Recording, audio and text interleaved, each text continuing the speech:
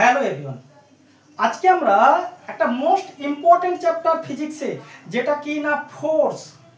Most important chapter, যারা তোমরা class 6 থেকে যারা ফোর্স পড়ছো আপ টু 9, 10, 11, 12 যারা ফোর্স, কিন্তু আমরা এই ফোর্সটা সম্পর্কে আজকে জানবো। আমরা সবাই শুনছি ফোর্স কি ম্যাটারটা কি, অ্যাকচুয়াল ব্যাপারটা কি সেটা আমাদেরকে জানতে হবে।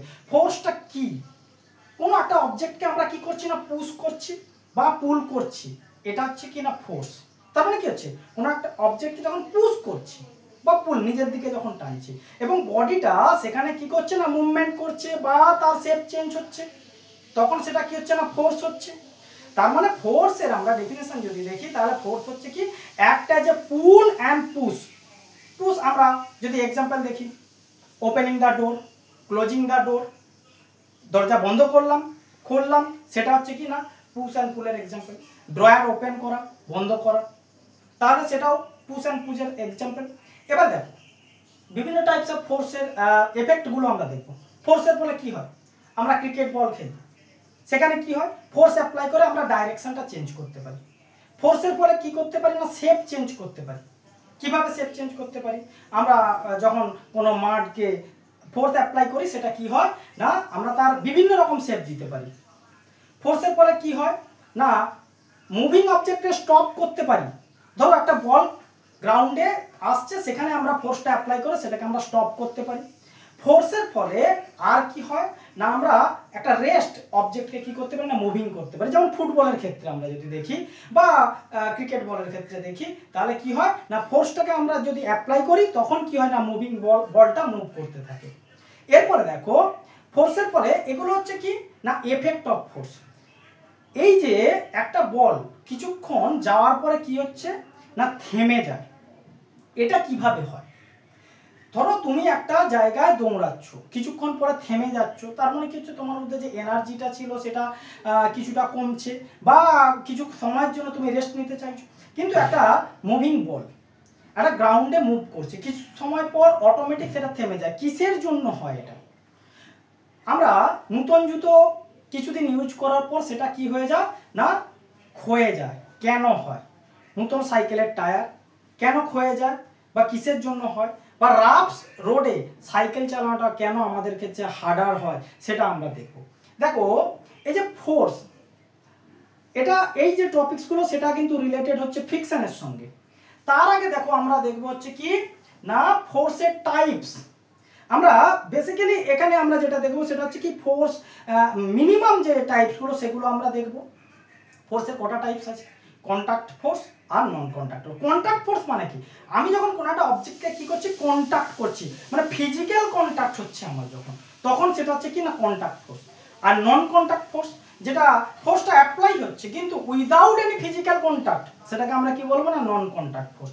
তাহলে দেখো দুটো টাইপস অফ ফোর্স, একটা হচ্ছে কি কন্টাক্ট ফোর্স আর একটা হচ্ছে নন কন্টাক্ট ফোর্স। দেখো এবারে আরেকটা জিনিস আমাদেরকে মাথায় রাখতে হবে কি, কন্টাক্ট ফোর্সে আমরা ডিফারেন্স যদি দেখি, সেখানে কি আছে contact force with physical contact, non contact force without any physical contact.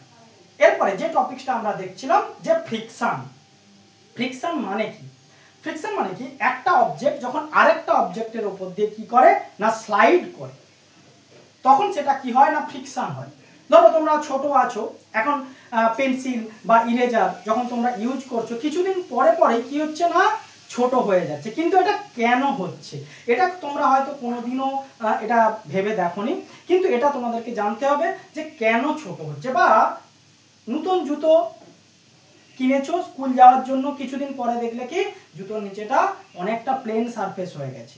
কেন হয়? একটা অবজেক্ট যখন আরেকটা অবজেক্টের উপর দিয়ে কি করে না মুভমেন্ট করে, তখন কি হয় না ফ্রিকশনাল ফোর্স কিন্তু অ্যাপ্লাই করে। তার মানে ফ্রিকশনাল ফোর্সটা কোন দিকে অ্যাপ্লাই হয়, আমি ইস্ট টু ওয়েস্ট ডাইরেকশনে একটা ফোর্সকে মুভমেন্ট করাচ্ছি, তখন ফ্রিকশনাল ফোর্সটা কি হয় অপোজিট ডাইরেকশনে মুভমেন্ট করে, ওয়েস্ট টু ইস্টে কিন্তু অবজেক্টটাকে কি করে না মুভমেন্ট করানোর চেষ্টা করে। তার মানে কি হচ্ছে ফ্রিকশনের ফলে কি হয় না রিডিউস করে, স্পিডটাকে রিডিউস করে। ফ্রিকশনের ফলে কি হয় ওয়্যার অ্যান্ড টিয়ার হয়, তার মানে কি হচ্ছে ক্ষয়ে যায়। এই যে ইরেজার বললাম, পেন্সিল বললাম বা জুতো, টায়ার, এগুলো সবই ফ্রিকশনের ফলে হয়।